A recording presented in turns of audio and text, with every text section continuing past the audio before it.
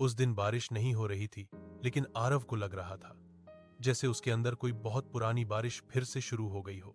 ऐसी बारिश जो बाहर नहीं, अंदर भिगोती है। वो बारिश जो आंखों तक आते आते रुक जाती है, क्योंकि मर्द रोते नहीं, यही तो सिखाया गया था। आरव उसी कैफे की खिड़की के पास बैठा था जहां कभी उसने सिया के साथ घंटों बातें की थीं। वही टेबल, वही कुर्सी, वही कॉफी की खुशबू। बस एक चीज नहीं थी सिया। 3 साल का रिश्ता ऐसे खत्म हुआ जैसे किसी ने अचानक किताब बंद कर दी हो, बिना आखिरी पन्ना पढ़े।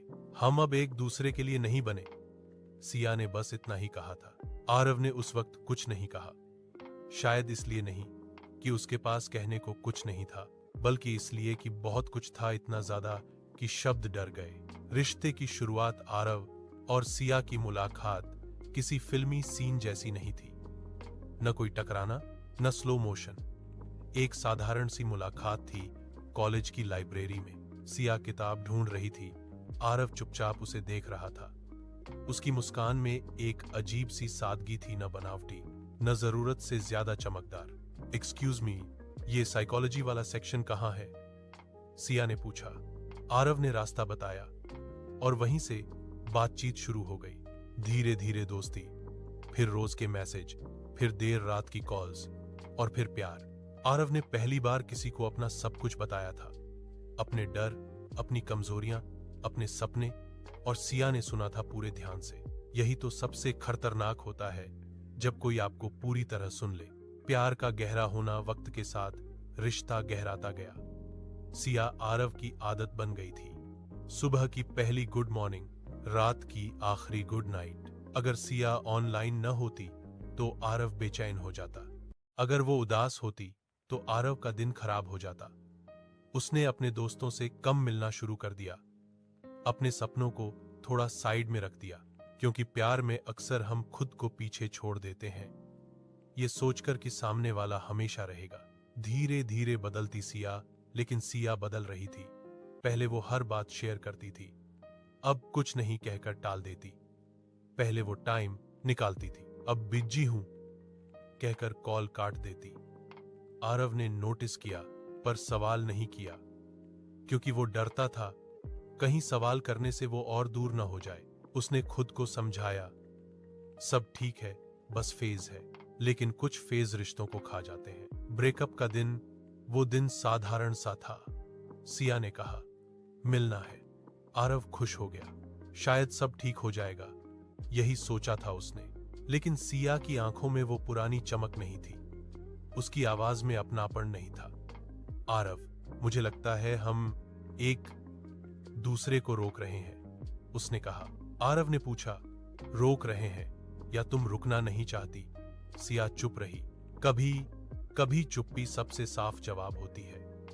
दिल टूटने के बाद, ब्रेकअप के बाद जिंदगी अचानक बहुत खाली हो जाती है।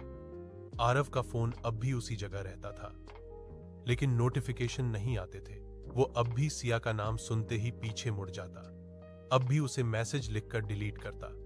सबसे ज्यादा दर्द इस बात का था कि सिया ठीक थी, वो आगे बढ़ गई थी। नई तस्वीरें, नई हौसी, नई जिंदगी। और आरव, वो वहीं अटका था, उसी आखिरी बात पर। लोगों की बातें, मूव ऑन कर यार, इतना क्या सोचता है, और भी लड़कियां मिल जाएंगी। लोग नहीं समझते कि प्यार कोई स्विच नहीं होता जिसे ऑफ करके आगे बढ़ जाओ। प्यार आदत होता है, और आदत छोड़ने में वक्त लगता है। खुद से लड़ाई रातें सबसे मुश्किल होती हैं। दिन में इंसान काम में खुद को व्यस्त रख सकता है, लेकिन रात को सिर्फ यादें आती हैं। आरव खुद से सवाल करता, क्या मैं कम था? क्या मेरी मोहब्बत काफी नहीं थी? दिल टूटने के बाद इंसान सामने वाले को नहीं, खुद को दोष देता है। एक दिन का मोड़, एक दिन आरव उसी छत पर बैठा था जहां कभी उसने सिया के साथ भविष्य के सपने देखे थे। आज वो अकेला था, लेकिन पहली बार उसने खुद से एक सवाल पूछा, क्या मैं सिर्फ किसी का होना चाहता था, या खुद का भी कुछ होना था? उस दिन आरव रोया, खुलकर, बिना शर्म के, और शायद वही उसकी शुरुआत थी। खुद को वापस पाना। धीरे धीरे आरव ने खुद पर काम करना शुरू किया। वो फिर से लिखने लगा, फिर से दोस्तों से मिलने लगा, फिर से सपने देखने लगा। सिया की यादें अभी भी थीं, लेकिन अब वो जहर नहीं थी, बस एक कहानी थी। एक ऐसी कहानी जिसने उसे तोड़ा लेकिन मजबूत भी बनाया। आखिरी एहसास, कुछ प्यार हमेशा के लिए नहीं होते। कुछ प्यार हमें सिखाने आते हैं कि हम क्या हैं और क्या बन सकते हैं। आरव अब भी मानता था कि उसने सिया से सच्चा प्यार किया, और यही काफी था, क्योंकि हर रिश्ता मंजिल तक नहीं पहुंचता, कुछ रास्ते बनकर रह जाते हैं। अंत दिल टूटना अंत नहीं होता, कभी कभी वो शुरुआत होती है खुद से मिलने की। और जो इंसान दिल टूटने के बाद भी प्यार पर भरोसा करना सीख ले, वही असल में जीतता है।